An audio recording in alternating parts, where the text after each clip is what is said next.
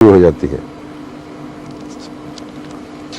یہ جرمنی سے مبارک احمد صاحب کا سوال ہے، کہتے ہیں کہ دو نوجوانوں کی شہادت کے بارے میں جب حضور سے سنا اور آپ نے فرمایا کہ احمدیوں کو صبر سے کام لینا چاہیے کیونکہ قرآن کریم فرماتا ہے ان اللہ مع الصابرین، مگر قرآن شریف کی ایک اور آیت بھی تو ہے جس میں اللہ تعالیٰ فرماتا ہے کہ ان لوگوں سے اللہ کی راہ میں لڑو جو تم سے لڑتے ہیں اور زیادتی نہ کرو کیونکہ اللہ تعالیٰ زیادتی کرنے والوں کو پسند نہیں کرتا، اور قتل کرو انہیں جہاں پاؤ اور نکالو انہیں جہاں سے انہوں نے تمہیں نکالا۔ یہ سورہ بقرہ کی آیت 190-91 کی طرف اشارہ کر رہے ہیں، اور اس سے وہ یہ سوال کرتے ہیں کہ قرآن کریم یہاں بدلہ لینے کا کہتا ہے، یہ وضاحت فرما دیں کہ صبر کس صورت میں کرنا چاہیے اور بدلہ کس صورت میں لینا چاہیے۔ قرآن کریم جو احکام عطا فرماتا ہے ہمیں، اس میں بہت سی باتیں ایسی ہیں جو ان کے اندر شامل مضمر سمجھی جاتی ہیں۔ مثلا ملک میں قانون کی حکومت ہے، وہ قانون آپ کو اجازت نہیں دیتا کہ اپنے بعض بدلے خود لیں، تو قرآن کی اجازت کا یہ مطلب نہیں ہے کہ آپ کو قانون اپنے ہاتھ میں لینے کی اجازت دی جا رہی ہے۔ اس لیے ملکی قوانین، دنیاوی عالمی قوانین وغیرہ، ان سب کے دائرے کے اندر رہتے ہوئے قرآن کی آیات کا مفہوم سمجھنا چاہیے۔ اگر یہ نہ ہوتا تو قضاء کا سوال ہی نہیں تھا۔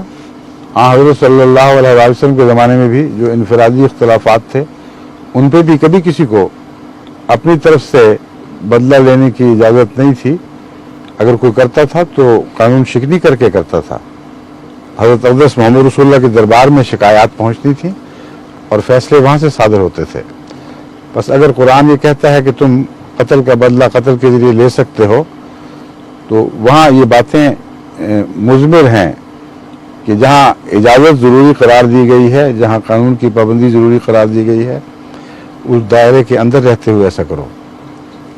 صحابہ کرام نے بعض دفعہ شکایت کی ہے حضور صلی اللہ علیہ وسلم سے کسی یہودی کے خلاف کہ اس نے ہم پر یہ ظلم کیا ہے۔ مثلا ایک صحابی ایک دفعہ سفر پر تھے، خیبر کے قریب ایک قافلہ تھا مسلمانوں کا، ان میں سے ایک صحابی قتل ہو گئے۔ اب انہوں نے قانون کو اپنے ہاتھ میں نہیں لیا، واپس آئے ہیں، حضرت صلی اللہ علیہ وسلم کی خدمت میں معاملہ پیش کیا ہے، اور آپ نے جواباً پوچھا کہ کوئی گواہ ہیں؟ صحابہ نے عرض کیا کہ یا رسول اللہ گواہ کیسے، وہ تو دشمنوں کا علاقہ تھا۔ انہوں نے کہا یہ بحث نہیں ہے، بغیر گواہی کے میں کوئی فیصلہ نہیں دوں گا، اس لیے اگر کوئی گواہ نہیں ہے تو خدا پر معاملہ ہے، تمہیں اس کے جواب میں قتل کی اجازت نہیں۔ یہ ہے اسلام کا قانون جو حضرت محمد رسول اللہ صلی اللہ علیہ وسلم نے سب سے بہتر سمجھا اور سب سے بہترین رنگ میں اسے نافذ فرمایا۔ تو یہ ساری باتیں پیش نظر رکھنی چاہیے۔ مختلف حالات کے مطابق ہر اجازت سے استفادہ بھی ضروری نہیں ہوا کرتا، اور اجازت ہونے کے باوجود یہ مطلب نہیں ہوا کرتا کہ ضرور اس اجازت سے فائدہ اٹھاؤ یا ضرور اس پر عمل کرو۔ چنانچہ قرآن کریم میں یہی بدلے کے معاملے میں اللہ تعالیٰ فرماتا ہے وَإِنْ عَاقَبْتُمْ فَعَاقِبُوا بِمِثْلِ مَا عُوقِبْتُمْ بِهِ وَإِنْ عَاقَبْتُمْ، اور اگر تم انتقام لو، اپنا بدلہ لو، فَعَاقِبُوا بِمِثْلِ مَا عُوقِبْتُمْ بِهِ، تو تم اس سے زیادہ بدلہ نہ لو جتنا تم کو ظلم کیا گیا ہے۔ انتقام کو اتنا ہی رکھو جتنا تم پہ ظلم کیا گیا ہے۔ وَلَئِنْ صَبَرْتُمْ، بس لیکن اگر تم صبر کرو، لَهُوَ خَيْرٌ لِلصَّابِرِينَ، تو یقیناً وہ صبر کرنے والوں کے لیے بہت ہی اچھا ہے۔ یہ قرآن کریم کا حکم ہے، اور یہ فیصلہ امام کا کام ہے کہ اس وقت بدلہ لینا بہتر ہے یا صبر کرنا بہتر ہے، اور صبر کرنا ہر حال میں بہتر ہے، سوائے اس کے کہ قوم کے مٹنے کا خطرہ لاحق ہو، اور ایسی صورتحال پیدا ہو جائے جیسے کہ مدینے پر بار بار دشمن حملہ آور ہوا ہے، وہاں جواب دینا ایک بے اختیاری ہے، اس میں فیصلے کا سوال ہی نہیں ہے۔ یہ مراد نہیں ہے صبر سے کہ دشمن تلواریں چلا رہا ہے تو صبر کر کے نیچے بیٹھے رہو.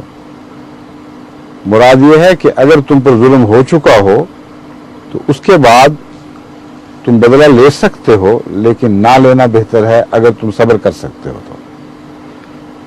بس صبر کی شرائط کے ساتھ اس کو اچھی طرح سمجھنے کے بعد اگر وقت کے امام کا یہ فیصلہ ہو کہ صبر ہی کرنا ہے تو آپ کو بدلے کا سوچنا بھی نہیں چاہیے.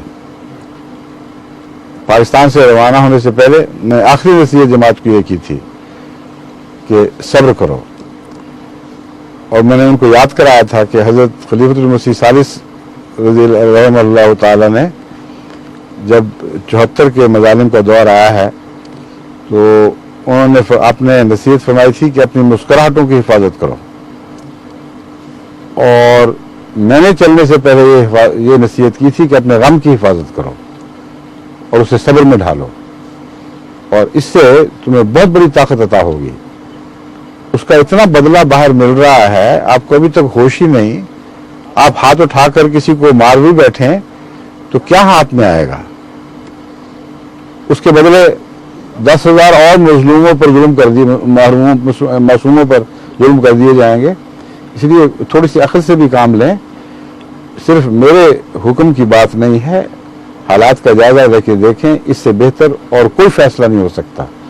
اور جب قرآن کریم فرماتا ہے کہ ظلم کے باوجود تمہیں صبر کی نہ صرف اجازت ہے بلکہ اللہ کہتا ہے وَإِن صَبَرْتُمْ لَإِن صَبَرْتُمْ فَهُوَ خَيْرٌ لَكُمْ وَاللَّهُ خَيْرُ لِلصَّابِرِينَ، کہ اگر تم صبر کرو گے تو یہ صبر کرنے والوں کے لیے بہت بہتر ہے.